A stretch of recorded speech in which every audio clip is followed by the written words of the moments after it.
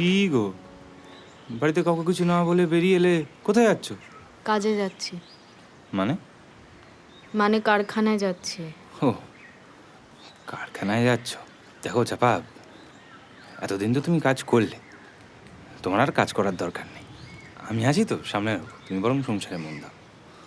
সামলে নেবে? দেখো, আমি তো সংসারের একজন বাড়তি লোক। আমি তো আগেও কাজ করতাম। আমার মনে হয় কারখানায় যদি আমি আবার কাজ করি, বাড়িতে কিছু ইনকাম আসবে। দুজনে মিলে সুন্দরভাবে সংসারটা আমরা সামলে নেব। খরচও তো আছে, তাই না? এবার আসি।